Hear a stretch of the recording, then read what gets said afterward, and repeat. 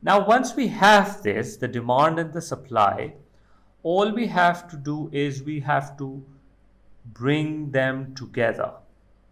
And that's how the exchange rate is determined.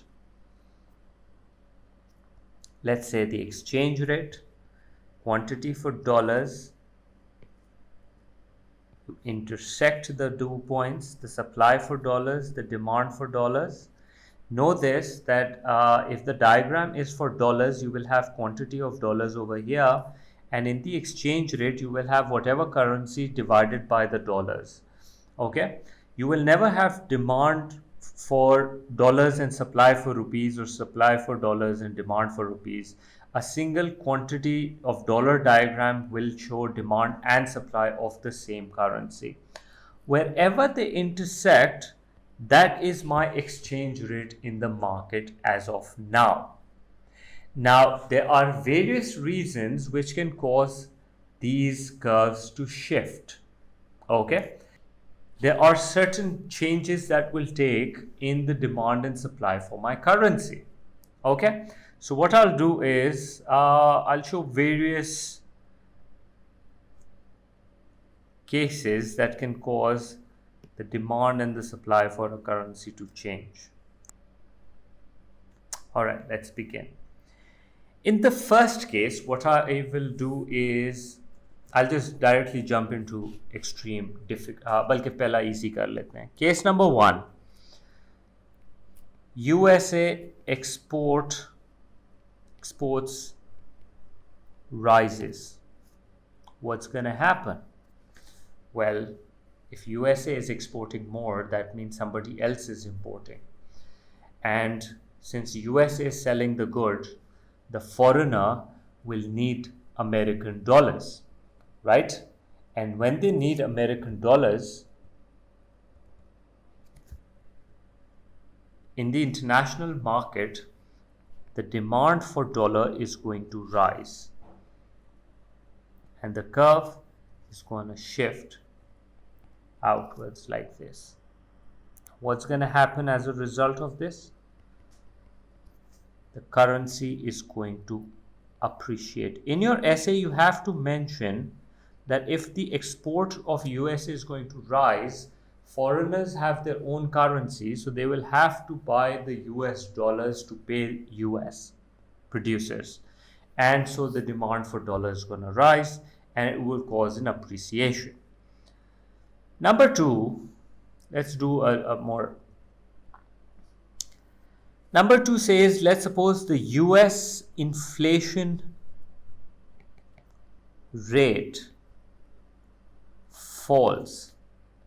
What does that mean? So the prices in USA is rising at a slower rate as compared to other competing countries. So what this does is that it makes the relative prices for USA goods to fall as compared to the competition, and causes the export of USA goods to go up. As a result, because USA goods are not rising at such a fast rate, they would want to buy US products. That will cause the demand for US dollars to go up.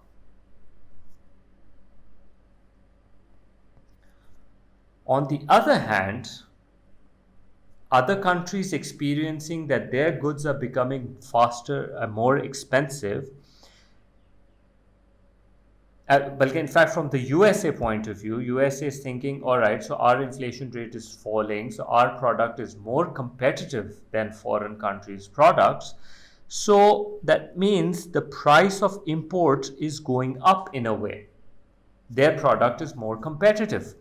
So for them, imports are going to go down, and that will lead to supply for dollars to go down, because they don't want to buy foreign goods because their local goods are competitive enough. And as a result, what we see is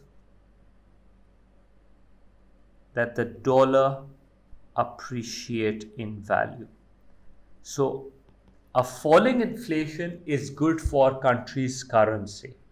as we just showed over here in case of the demand and the supply for the dollars. Similarly, if USA goods inflation rate is high, then foreigners don't want to buy American goods. That will cause the demand for dollar to go down. And American will think that foreign goods are more competitive, so they'll start importing more from abroad and supply would increase in that case. Okay, so this is case number 2, which they test you a lot in MCQs. Number 3, let's talk about something happening to the interest rate. USA interest rate falls. USA का interest rate कम हो जाता है. Relative interest rate, okay, compared to the other countries, their interest rate is gone down. Now, interest rate allows capital flows to take place, also known as hot money. We're talking about investments that are coming in and going out of the country in search for good interests.